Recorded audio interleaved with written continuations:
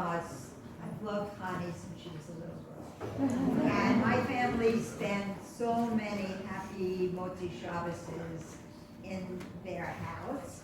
And it really means a lot to me to be here. And I just want to say, I was here for a Shabbos when Bashalea had a son that was bar mitzvah. So I don't know how many years ago that was, but my husband and I spent a Shabbos here. Yes. And I think that's the only Shabbos I ever spent here. 26 years ago. We can remedy that. We can remedy that. Well, any Shabbos. 26 years ago. Okay, okay. So I want to thank you very much, and I have to refrain from talking about exercise now, because it's like, I always say to people, I might not shove Yiddishkeit down your throat, but I'm going to shove exercise. I'm holding back. Okay, so I want to begin with the story. And the story popped up into my mind to tell it today. I know the topic is emotional wellness, but I think everything and every aspect of what we do and how we do it is connected to emotional wellness. And I just want to just quote something from the Rebbe. It says, the Rebbe recognized years ago that living with a higher level of consciousness positively changes a person and transforms a person and prevents us from getting into places of depression, or places of self-doubt, et cetera, et cetera. And so I want to share this story with you, and I have to say, I am going to read from some of my notes. I usually don't, but I have major jet lag. I just returned from 3 months being out of Los Angeles. I was in Eretz Israel. I was in also Azerbaijan and Kazakhstan, which maybe later I'll share. But I just got back from a week of snorkeling in Eilat. One of my favorite activities. I did that in 1973 in Camp Stay. So I do it every summer, and I have to say this summer the fish were the best. So, and I always invite people to come with me to Israel. I teach in Sfat, and maybe later on we could talk about a little what's happening in Israel and how it's really impacts all of us. So the story is like this. I have a very dear friend. She actually lives in Los Angeles now, but we were in Eretz Israel together. I ended up in Israel. I was there first in 1968, and I hated it. And then through many circumstances, I lived all over the world. I lived in India for many, many years, and from there I went to Israel in 1972, and opened up to something very different, and now absolutely love Eretz Israel. And this friend of mine, we were together. We first went to learn in a yeshiva together, and many of my interesting stories happened about praying for her to get out. So we went to Kever Rachel. Rachel, it's the burial place of our Mama Rachel.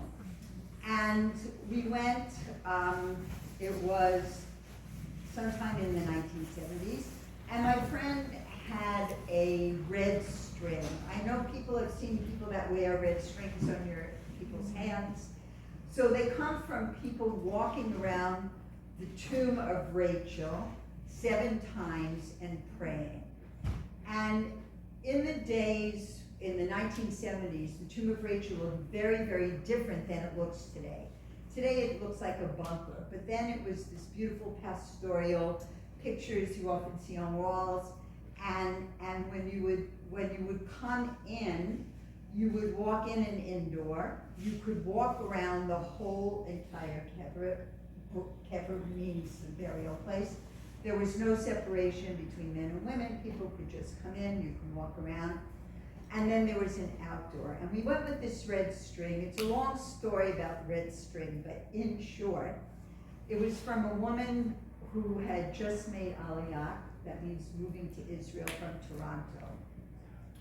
And she had been there in the 1920s. Her family moved from Chicago, and she was a very young girl, and she was very, very upset to be living in such a difficult place, especially in those times. And at the age of 15, she contracted leprosy. And leprosy was common in Israel. In fact, until the late 1960s in Jerusalem, there was a home for lepers. It was a Middle Eastern disease, and no one could cure her. And she went, her mother took her to doctors, it didn't help, and she went to a Rebbe that was in Tiberias, and he gave her this red string and told her to go to the tomb of Rachel, that she should walk around 7 times, she should pray, and it would be a healing for her. And that's exactly what happened. They traveled down to Tiberias. She went to the tomb of Rachel. She was healed, and her family left Israel and moved back to the United States. And over the years, her son had moved to Israel, and now she came, and she lent us her red string. So I was gonna go first, and I can tell you how many years ago it was, because I had my daughter Aura with me, and she was 16 months then. So it was over 40 years ago this story takes place. And so I walk around, I go first, and I walk around 7 times, and I'm saying Psalms. And then I go sit down by the inn door. I have a limited time that I'm gonna say prayers, that was it. So I'm sitting there, and my friend now is walking around. She's praying. She's the one who we're praying for her to get married. I already was married. And tour groups started to come in. And the tour guides, the ones that spoke English, would say, here we are at the tomb of Rachel.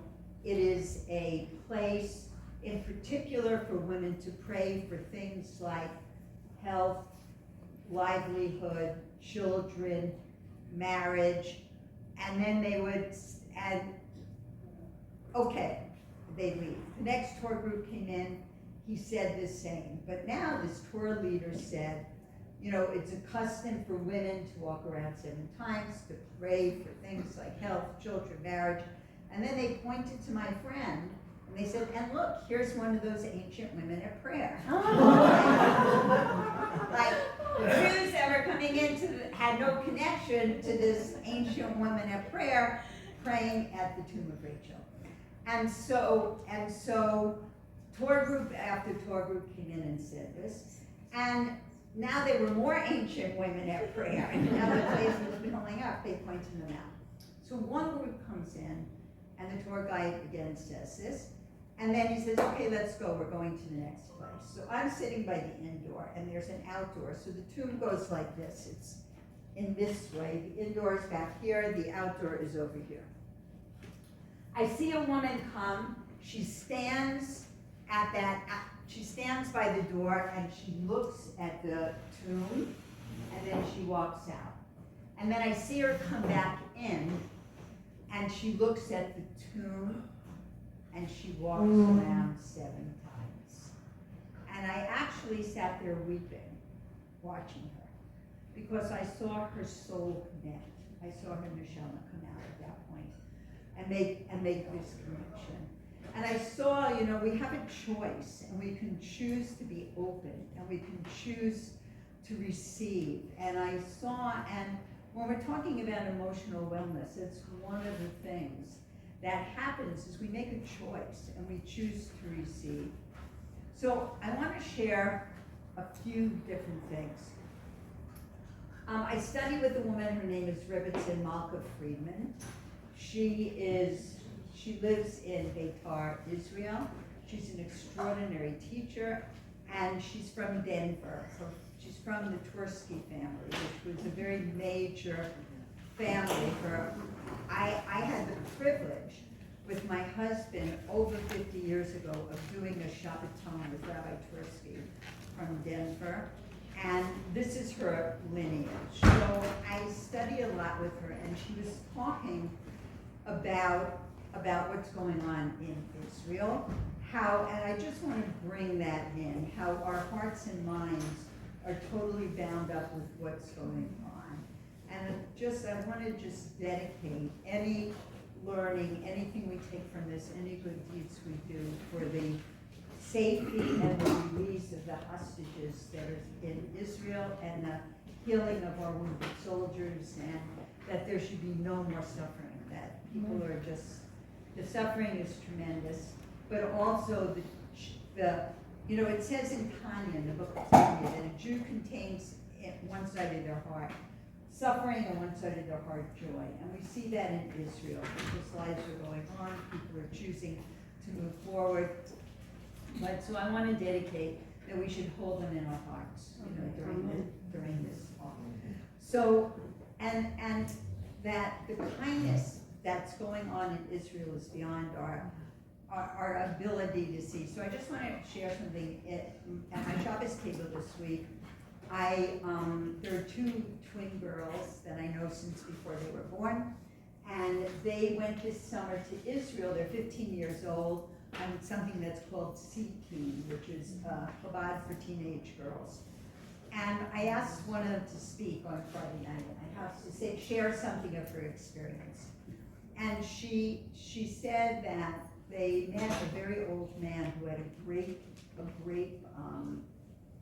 vineyard. And because of the Thailand people aren't coming anymore and they have no workers, they have a lot of volunteers. And she said they went to volunteer, and she said it was very, very hard. It was extremely hot. It was during the summer in Israel, it's in the south, it was very, very hot. And she said, and when you would pick, they were pruning the vineyards, and when you would cut, you were cutting, you couldn't even eat the grapes because they were all rotten grapes. They were, and she said it was so difficult and so hard, but she kept thinking about this man and how this is his only livelihood and how important it was for them to be there. And people are choosing to do such extraordinary things. And it lifts your spirits when you're doing something for somebody else. In Spot, where I teach every summer, this was my 35th summer there, and usually I'm teaching large numbers of people, and this summer it was very, very low. And it's quite heartbreaking that people aren't going up to the norm. But the community is cooking for soldiers. And it is extraordinary that the soldiers get army food. They're not starving. But if you would see the army food, you would not be so happy to be eating it. and the community cooks for sometimes 500, between 300 and 500 soldiers for a Shabbat. And they're making just delicious food. They're making homemade breads and challahs and dips and chickens and fish and everything on such an extraordinary level. And it lifts one's spirits. You feel like you're doing something. You're not saying, what can I do? And if a person is so busy and has, like we said, little children and work and stuff, even making a phone call to somebody, even calling somebody and lifting their spirits. There are so many people that are in fear, and there are so many people that are homebound and are afraid to go out since the pandemic. I mean, I know people that just don't go out anymore and don't interact, and so for ourselves, it lifts us up to be able to do this for other people. So that we can't let ourselves get into this anxiety about Israel or what's being done to Jews here in the United States. We have to really find a way to move forward. And maybe it's not listening to the news. To be depressed is not helping the people of Israel when you hear the news. It just does not help them, but doing acts of kindness, bringing more light into the world does. Normalcy, we have an ability to make many choices. So we have things called challenges, and today we are faced with just an incredible number of challenges. And it says a challenge is something like an elevator. You can enter an elevator and you could be on the bottom floor, and then you could instead of going anywhere in it, you could get tangled up, you're investigating what's under it, and you're you're seeing the tangled wires and the cables, and you're getting just totally messed up and confused with that. And you can get tangled up like that. Like we're talking about the Yetzer Hara, the negative inclination preventing you from that wonderful exercise. It also prevents you from lifting your spirits. It prevents you from going forward. So that there's a challenge, and we can get into this elevator and we can go to the highest level and we can go forward. So every moment we have an opportunity to make that choice, and we have not only our own ability, but we also have the ability of God in our life, and to feel that love and to feel that protection. You know, when my children were little, I have a Baruch Hashem, a beautiful amount of children, and my husband and I used to go out every night, and we used to, my husband was a Chabad house rabbi, and we used to go to, the movie lines and the theater lines, and before there was any kind of public media, and we used to hand out flyers. That was our favorite thing. We meet people, we hand out flyers. My kids grew up hiding from the police, because every Saturday night my husband would take them to like the Beverly Center and different malls. And one of them would look for the police and the other would put flyers on the car. And that's how all my kids grew up. Yeah, and then they'd all get pizza at the end. It's a big thing. But we have Hashem's love around us, and we have this protection. And so when I was little, and when my kids were little, and I would be nervous, like I'm leaving them with, I don't know who, a babysitter, obviously. Like I would close my eyes and I would surround my house in white light, and then I would be able to feel at peace, and I would be able to leave. And what's the white light? It's the protection of God. It's knowing that exists in the world, and that's can be one of our foundations. And we have, what do we have? We know from the Torah that when the Jews were traveling in the desert, there were the clouds of glory in the day, and there was the pillar of fire at night. And it says that God did not remove the pillar of cloud by day, nor the pillar of fire by night at any time that the Jews were traveling in the desert. And it's written in the present tense that God does not leave us. It's not like he didn't leave the Jews back then, but he does not leave us.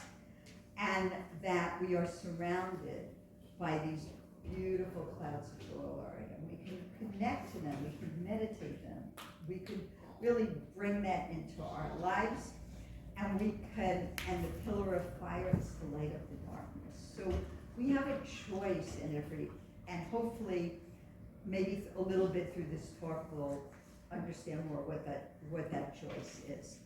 So we have to strengthen ourselves in what we call emunah and bitachon, which is having trust, faith, belief in God. So it's, when I was in Israel this summer, how did people know that there was going to be an attack? Is that sirens would go off in different places. My husband and I were in Israel in 2006 during that first 11 days war, when the spot was under attack, 400 rockets continuously being thrown at spot, and there was no Iron Dome, and there was no warning system at that time. And today there is. So when people hear sirens, sometimes people are very highly anxious, and sometimes people are can be very, even knowing God is protecting, knowing that we have God to turn to. And I just have to say, for anybody who's meditating on going to Israel, people were so grateful that I came. People, I live in Span in the summers. I teach there. And people said, I can't believe you came, we can't believe you came. And it gave them so much strength. So don't hesitate. Really don't hesitate to go. It is extremely important to be there, to support people there, and if you have a fear of being up north, you could be in the center of the country, but to be there, to help them have their emotional wellness. That's what the gift that we give to our fellow Jews in Israel today. So that emunah, having this faith, does not get strengthened by itself. It's not, you can say, oh, I don't have it. No, you can work on it. You can, just like exercise, you work your muscles. Yeah.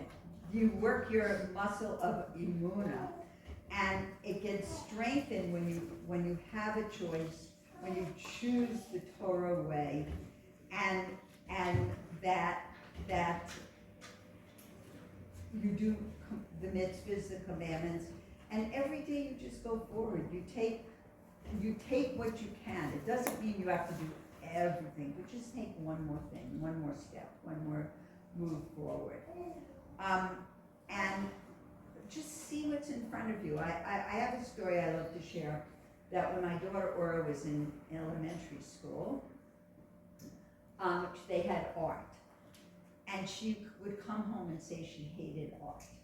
Now I'm thinking, how can a kid hate art? Like, how do you hate art? She hated art, she didn't want to go to the art classes, whatever. And so in the school where our kids went, you go in and you have a parent conference and they give you the report cards for the child, and then you take your report card home and you give it to your child. So I saw that my daughter got a D in art. So before I gave her a report card, I changed the D to an A. and guess what happened? She fell in love with art. And 2 weeks later, I went to the principal. Oh, you're so funny, Mrs. Schwartz. they were always tired of me. But yeah, because she felt positive about herself. She felt she could do it. And my daughter became, in her lifetime, she was a hairstylist and makeup artist. And, her whole life is around artistic, living on an artistic level. So, these things we have an ability to change. We have to see what's in front of us. And one more thing about this, I want to say this, that Reverend Freeman was talking about that one night on Shabbos. She lives in a place called Beit Tar, which is right outside of Yerushalayim, right before Gush Etzion, and she heard a siren go off, and it was Friday night, and they were having a Shabbos meal, and it was like 9:30 at night, and she said there was a choice. There was a choice whether to become anxious, and because there are different types of sirens, and this was a siren about a possible infiltration of terrorists, not just bombs that were going off. And, just bombs. Yeah, it sounds ridiculous. But she said she knew most likely it wasn't possible. It could be possible, it wasn't possible. But there were people already taking charge of it. There were people looking for them. There were people, she did not have to go to that place. And she said she didn't allow that to take her Shabbos from her. And those are choices that we have, and these are in extremely difficult situations. So I want to, 1 second. So I want to give over something from a class I learned from one of my friends who was teaching, and including talking about the Parsha, talking about, we're in the book of Devarim, we're at the part of the Torah, we're heading to Rosh Hashanah, and Moshe is giving his final words of advice.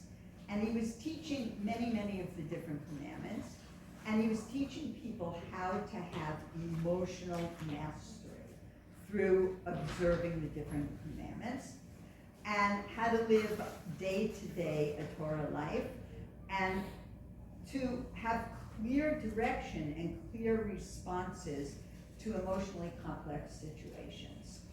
So when the Jews were slaves in Egypt, they had no choices. But then they were in the desert, and God helped them move because the cloud would lift, and they would know to move, and the cloud would settle, and they would know to make a settlement, to make an encampment. And they had 42 journeys in the desert, And they didn't have to make decisions on their own until they went into Eretz Israel. And we're talking about how we battle enemies. So the Torah is talking about external enemies, but there are many levels to learn in the Torah. And we're talking about how we win over those things that want to pull us down, how we win in battling things that affect us. So there are internal spiritual battles as well as the external battles that we're engaged in. And that we have Jewish ideals of Torah and how we live our ordinary everyday life, with how we deal with our desires, how we deal with our attitudes. And the goal is to make godliness a part of our everyday life. So sometimes in the material battle of struggling for livelihood, for work, having neighbors that you have to deal with, having international politics you have to discuss with everybody or have a feeling about, that we feel that it's almost like we're going to an inner war, about an inner battle, and that Torah helps us to make decisions. There are black and white laws in Torah, but sometimes things have a sliding scale. Things are ambiguous. Things can be interpreted in a certain way, and that's where our emotional mastery over our understanding and ourselves comes in. And we have mentors. You know, one of the things that the Lubavitch Rebbe emphasized and really begged people were to have what we call a mashpia, which is kind of a spiritual guidance counselor, women to women, men to men, that we have somebody we can talk this out with, somebody we can have information from. So part of our purpose for being in this world is we each have we define what our purpose is.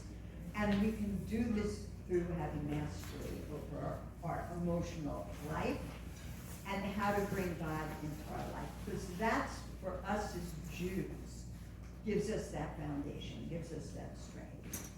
So we have challenges to make choices that are wise, that are emotionally developed, and how this, you know, I always like when I teach to say, like, a lot of this is words. It's hard work. You know, it's like, oh, you're going to do this and you're going to go do that. But it is hard work, and we need to make a plan for ourselves. We need, you know, one of the things I learned from one of my mentors, Leah Klein in New York, was make when you're doing an accounting for yourself, make 2 columns.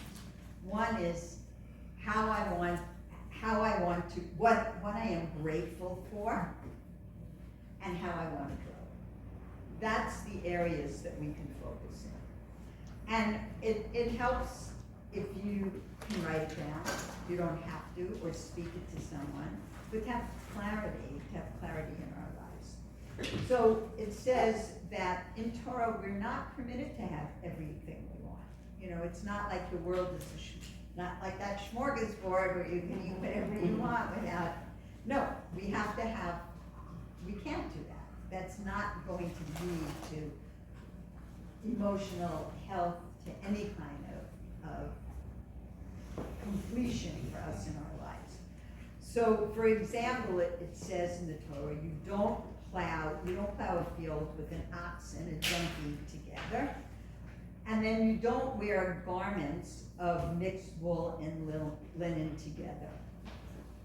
These don't go together spiritually, and physically they don't go together. So when I was first living in Jerusalem, when I was in Jerusalem, having taken on Torah, wanting to live a Jewish life, or feeling compelled to live a Jewish life, maybe not wanting it as much as feeling compelled to do it, which is a topic for another day.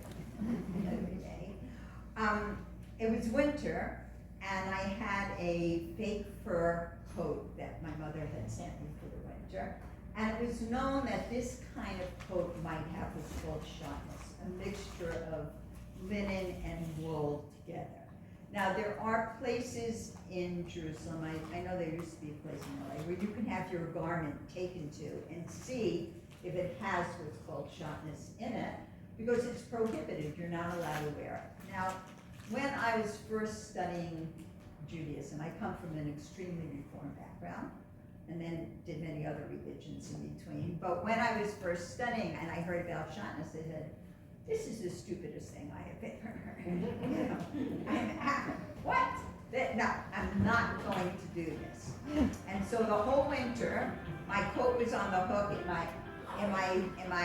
I couldn't wear it because you're not supposed to wear it before having it checked, but I thought it was really stupid to have it checked. And so I didn't have a coat for the whole winter. And then at the end of the winter, finally, I gave in. I had it checked and it was fine. And I lost out and having it checked. You know, so these things we make decisions over. You know, we make decisions over them because spiritually there are things that don't get mixed together. And it means that there has to be boundaries in one's life. This is not good for me. I can't do it this way. We know that we don't eat milk and meat together. So there are things that need to have a separation. And we have to know when and how is the right time to do something. And this gives us emotional mastery. If we are not at loose ends, if we really think things through and have decisions and have a clear path in front of us. And there is a battle, we know, it says that every Jew has a godly soul and an animal soul. And there is a battle between these two souls. What do we take into ourselves? What do we leave out of ourselves? We need boundaries, and we have to know our boundaries. And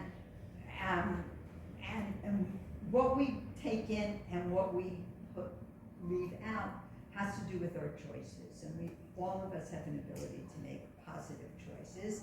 And emotional mastery is being in charge of our thoughts and emotions. And how do we do that? We do it by focusing. What is important for us to do? In Hebrew, there are two words. One is ikar and the other is tofel. What is an essential thing and what is the not so essential thing? So when you're eating an orange, the peel is not so essential, but the orange is essential. But what if you're cooking an orange cake? Then the peel becomes essential and the orange becomes not essential. So we have to decide where we're placing our main attention. Now, a question we ask ourselves is, what is my purpose in life? And what do I want to do? And what is important to me? And what do I need to do? And how can I build so I become that person who's doing what I'm meant to be doing?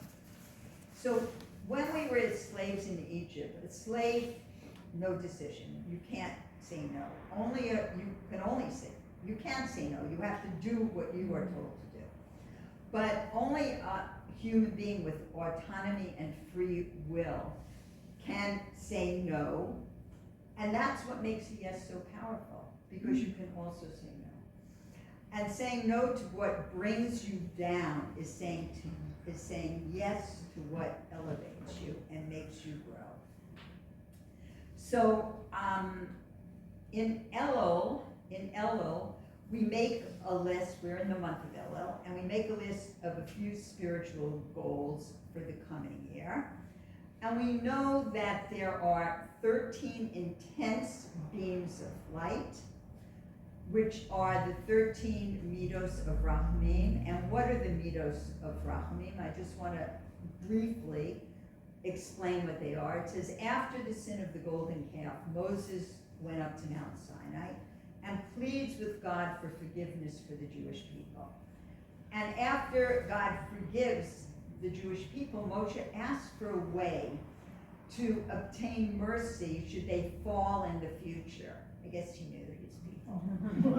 And it said God agrees, and he told him to wait on a mountain, and God would show him his glory. And God passed before Moses and proclaimed these verses that are called the 13 attributes of mercy. And normally, this is like a very highlight on Yom Kippur. It's said multiple times during the Nehila service, but in this month of Elul, it says that these 13 attributes of mercy, like these 13 beams of light, are shining every single day. There are 13 measures of compassion, which has an ability to heal and which we can access. And so this month of Elul, the month we're in terms of our growth, in terms of our choices, in terms of what direction we're going in, are extremely important for us. And we have this parable of the king is in the field. So it's a parable that was given over to us by the Olivia, his first Lubavitcher Rebbe. And he says that normally a king is in his palace, and in order for you to be able to go to the king and have a connection to the king, you have to be certainly a person who might be worthy of it. And then you have to have an appointment, and then you have to buy those beautiful clothes, and then you come for that day, and first you go into one antechamber and the other.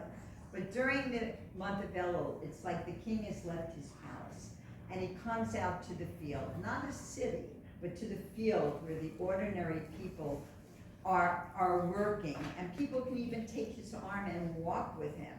And this is an opportunity a person has to go into the field and find the king. You don't need an appointment, but you need to be there. You need to show up. You need to be looking in the field to see him, and that the king is totally available.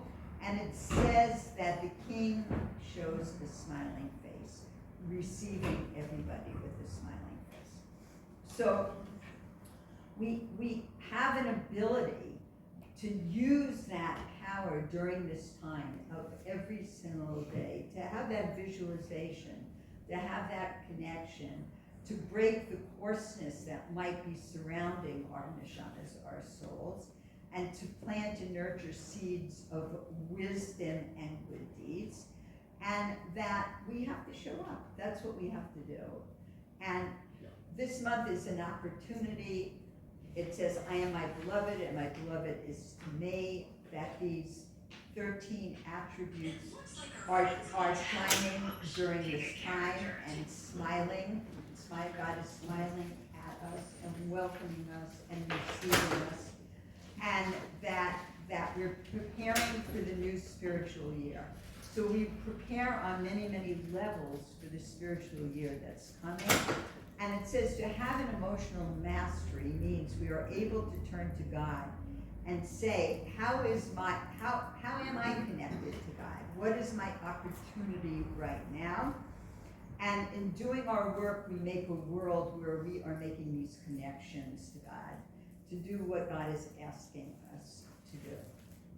So there's a story about an architect, and this architect has an engineering project, and he wants to join two countries together. And so, but there's an ocean between these two countries. So they have to go down underground, and from each country, they have to dig a tunnel from both sides. And this is not so different than what Tzidkiyahu HaMelech did in Jerusalem when Jerusalem was under siege and the water supply was cut off. They went underground to dig through the underground to get to a well outside the walls in order that they would be able to have water. So they were digging and digging and digging, and they had to, use lamps, and it kept getting darker and darker, and they're digging and digging. And it seemed like it was endless, and some of them were just saying, we can't do it anymore. We're just finished, we can't go on anymore. So the engineer takes some of them out, and he takes them in a helicopter, and he takes them above, and he shows them how close they are, how much is left, which is not a lot. So that we have this darkness that we're feeling, but we're very close to the light, and we have the ability to lift ourselves up. And we have the ability to lift each other up. One of the things about Jewish life is that we're a community, that we don't do things by ourselves. I remember I don't know who decorated this Chabad house, but there was a woman named Marjorie. And Marjorie, I used to make fun of her for 20 years until she became like my best friend. And one day, and she was not Jewish, but her gift was to make Jewish women's homes and Chabad houses beautiful. She had that gift. And she was in my house one day helping me, and I said, oh, Marjorie, thank you so much. I said, I was trying to do this by myself, but I absolutely never could accomplish, getting rid of things that needed to be rid, moving. And she said to me something I took a lesson from. She said, no one can do these things alone. And so I really feel that, Baruch Hashem, you have community here.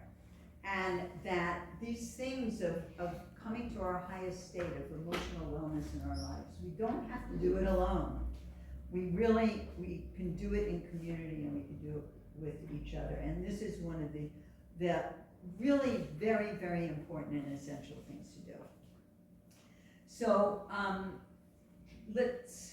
to continue, that we are in a place that's dark, but it's right before the light. So we have to hold on to the light.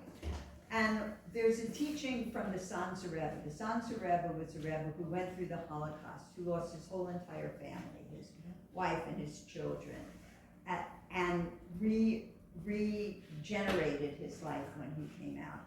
And he said, one of the reasons that we cover our eyes when we say Shema Yisrael is in the Shema Yisrael, we talk about two levels of the name of God. One is level of Rachamim, mercy. The other is din, or boundaries. And he says that we close our eyes because seeing with the physical eyes are useless. We have to see with the eyes of Emunah and Bitachon, with the eyes of faith and belief. Those are the eyes we need to see with. And we try to strengthen ourselves. So during these weeks that we've been in the book of Devarim, the book of Deuteronomy and the Torah, there are weeks of strengthening, of how we strengthen, and that we strengthen by not being afraid, by being able to lift ourselves, to go forward, and that not to be concerned with what the nations of the world think of us, or what we think of us in the eyes of the nations of the world, but that we attach ourselves to the holiness that is available to every single Jew. And how we act and how we behave and how we live is what it's about.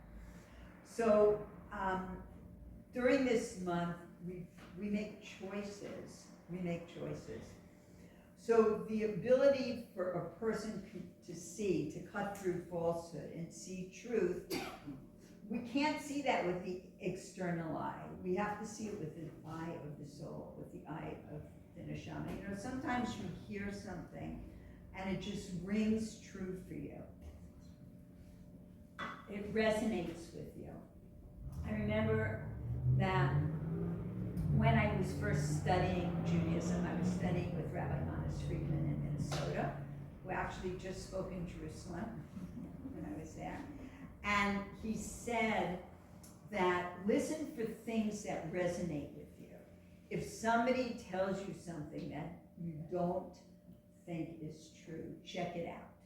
Don't just accept it, because we have this inherent ability in our soul to understand truth. And so we don't want it to be disrupted in a way that might throw us off of balance. So we want to see with this inner eye. And the month of Elul has different properties.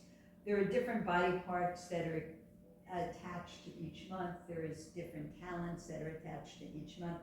But the body part of the month of Elul is the left arm. And the left arm is the arm that tefillin are put on, basically, if you're writing. And so this month contains that energy. But what is in the tefillin? It's Shema Yisrael. So the energy of the month is to live with what the Shema Yisrael means, which is unity and oneness. For ourselves, unity in ourselves, not to make, we all have the ability to drive ourselves crazy. So we don't want to drive ourselves crazy. We have the ability to unify the powers of our soul and to unify in that way. And that to be close, to be close to the essence of our soul, which is to be close to God. So, so one of the things another thing I want to share is that there is a primal cry that goes beyond words, and we can call to that sense in ourselves, and we have to want to access it. We want to say, I'm calling, I'm yearning, I want this deep connection. And the cry is the total cry of yearning, that we want Hashem in our lives. And we are told that when Batya, the daughter of Pharaoh, found Moshe in the ark in the water, it says she saw him crying. So crying is heard. We don't usually say she saw him crying. There was no hearing of cry. And it says he was crying the cry of his soul, that cry of yearning for God. And he was a Jewish child, and this is us in all this scatteredness that we go through in our lives. We're really yearning for that connection. We're yearning to find that path for ourselves, how to lift ourselves up. So that this is the month of Tshuva, this is the month of return. And we all have the ability to do that. We all have the ability to look at ourselves. And one of the things in one of the parshas that we just passed, it talks about having guards, having judges and police. And we want to guard our gates. We want to guard our what we see, what we hear, what we bring into our lives. This is extremely important. This is how we can be integrated in ourselves. And we want to see, we can choose. I have a lot of divine providence stories. My favorite thing is, some of my friends here know, I am a storyteller, and I have huge amounts of stories. And people they're personal stories. They're like I was sitting on the plane coming back from Israel, and I happened to sit next to a woman who basically, we went to the same high school in New York. We had the same, I had many years ago an illness, and we had the same illness, and she, lives in many, many different details, like what are the chances? So people always say to me, how come all those things happen to you? They don't happen to me. And I say, they happen to everybody. You just have to open your eyes. You just have to be open. You have to be receptive. You have to think things over and have somebody that you can talk to for it. Because everything in this world has a gate, an entrance, and even the month of Elul. The month of Elul is the gateway to the new year. How you go in Elul, we have an ability every single day to make progress in our lives and in ourselves. And it's the gate for the whole year, and every day has a gate. How you wake up in the morning says you should wake up like a lion. Get up and do that exercise in the morning. First have coffee. I have 2 cups. So all this is about how we become emotionally well. All of these things in Torah in our life, and making decisions and making choices and facing challenges. So we want to have integration, we want to have dedication, and we choose. We have to choose. So we have to choose that we see the good. We have to choose that we hear the good. Yes, we will see things that might not be good, and we will hear things but that's not where we want to place ourselves. That's not where we want to place our focus. And what goes into our mouth is very important in what comes out. It says, what is keeping kosher? So kosher is not just about food, but it's also about words. It's about what we say. So, because what goes into the mouth goes into the blood, and what goes into the blood goes into the heart, and what goes into the heart goes into the mind.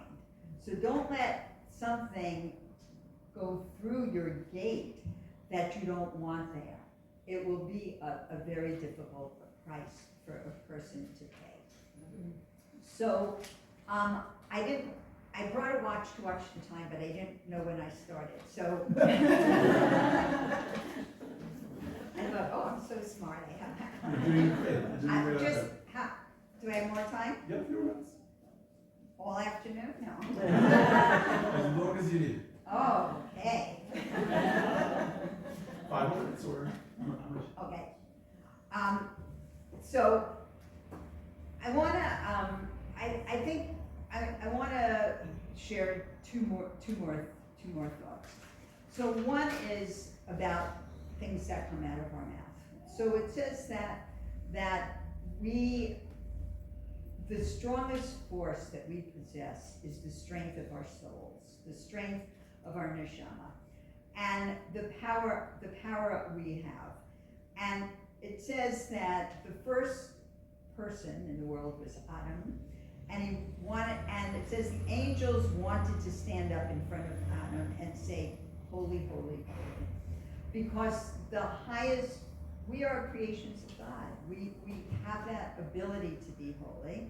And it says, Shlomo HaMelech said in Shir HaShirim, my nefesh means my vital spirit goes out with my words. Meaning that when I say a word, the soul of the word is connected to your spirit, and it's the life, it comes from your life source, and it comes through the vocal cords, letters, all of this. So we want it to be pure, we want it to be holy, we want it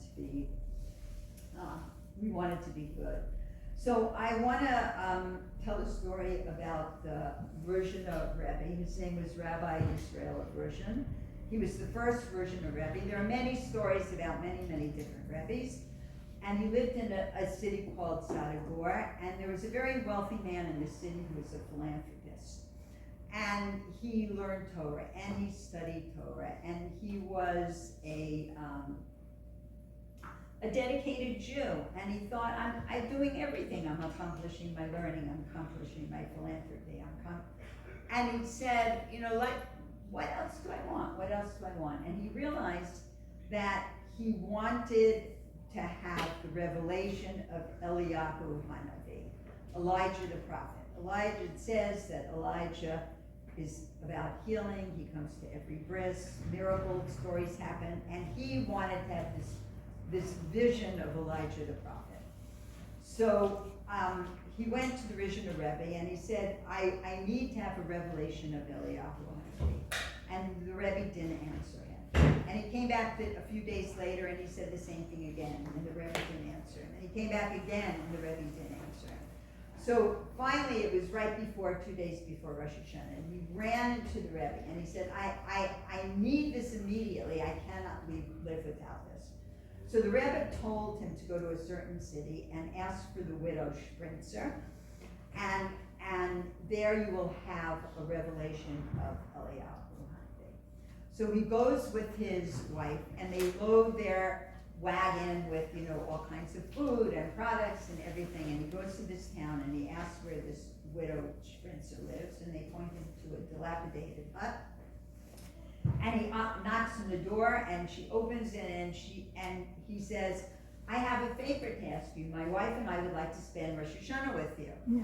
And she says, I'm happy for you to spend Rosh Hashanah here, but I don't have anything. He said, no problem. We brought everything with us. Mm-hmm. And they come in and they open a table and they put out tablecloths and food, abundance of food and candles and wine and provisions for a beautiful Yom Tov. And then he went into shul on Rosh Hashanah, and he expected that night to see Eliyahu Hanavi, and he didn't. So he didn't see him, so he said, it must be after the blowing of the shofar tomorrow, then I'm going to see Eliyahu Hanavi. And then he didn't. And then it was the next day, and he didn't. And the Rosh Hashanah ends, and he never saw Eliyahu Hanavi. And he came home, and he took to bed, and he was extremely depressed. And he kept getting more and more and more depressed, and his children finally went to the Rishon Rebbe and said, we're afraid our father's gonna die from depression. And he says, tell him to come into me right now.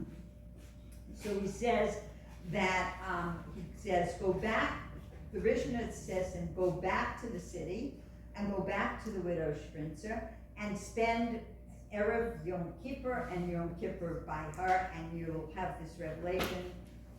He's asking for this revelation of Eliyahu Hanavi. So he goes back, and just when he's about to knock on the door, he hears Sprinzer crying. And she's crying and crying, and he hears one of her children say to her, I am not going to fast this Yom Kippur. And the mother is just crying. She goes, we don't even have food to eat Erev Yom Kippur. What do you mean you're not going to fast? He said, I'm making a complaint before God, and maybe our life circumstances will change because I'm refusing to do this. And she says to him that, how can you speak like that? Didn't you see on Rosh Hashanah that we didn't have anything, and Hashem sent Eliyahu Hanavi to us, and with everything we could possibly want for Rosh Hashanah, and we had a beautiful Rosh Hashanah. Hashem will send Eliyahu Hanavi to us for Yom Kippur. Don't worry. And this man, he says, oh my God, this woman thinks I'm Eliyahu Hanavi. And he knocks on the door. She was so happy to see him. They come in, they have this big meal, Erev Yom Kippur. And they set up the table, and he was like shell-shocked. This woman thinks I'm Eliyahu Hanavi. So after he runs back to the Rebbe, he says, Rebbe, I don't understand. What happened? You sent me so I would have this revelation of Eliyahu Hanavi, and this poor widow thinks it's me. So the Rebbe says to him, do you think Eliyahu Hanavi is going to come to you in a white beard and white garments and robes and reveal himself to you? Eliyahu Hanavi is the mitzvahs you do for another person. When you act like Eliyahu, when you act with holiness in that way, with giving and love of every Jew and being a savior for every person, that is the revelation of Eliyahu Hanavi. You've experienced it in yourself, and that is the greatest revelation of Eliyahu that there is. So that's where we stand now. We're in a place where we're able to give. We're able to have love for every Jew, even though it might be hard. You know, we're not talking about the people that are easy. We're talking about the challenges. We're talking about the challenges to lift people. And so in ending, I just want to share a story to uplift us. So my husband was in the 6-day war, and he was one of 4 American yeshiva students in the Lubavitch Yeshiva. It wasn't like today where tons of Americans come. And a week before the 6-day war started, the American embassy sent out notices, everybody has to leave, we are not going to rescue you. And not like today where people poured into Israel after October 7th. But in those days, every single yeshiva emptied. Every yeshiva emptied, all the students left, including at the Mir Yeshiva. And one of the students went to the Rebbe, Chaim Shmuel of Lubavitch, and said, how come you're telling us all to leave when the Lubavitcher Rebbe is telling his people to stay? And he said, I cannot take responsibility for your lives, but the Rebbe has very big shoulders. So my husband was, the Chabad Yeshiva was in Meir Sharim at the time, which was the border. The Mandelbaum Gate, they were like a block away from the border. And the 4 boys that were there, my husband was an only son after a child that had died. And all the parents wrote to the Rebbe, you know, we want our kids to leave to bring them home.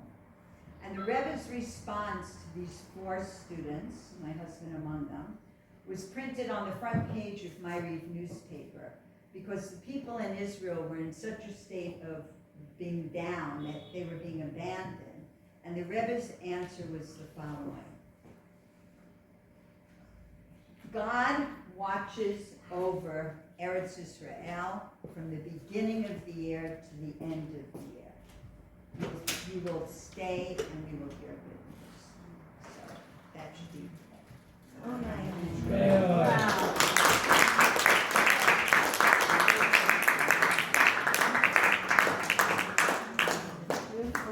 Big Yasher Koch Ms. Olivia Schwartz,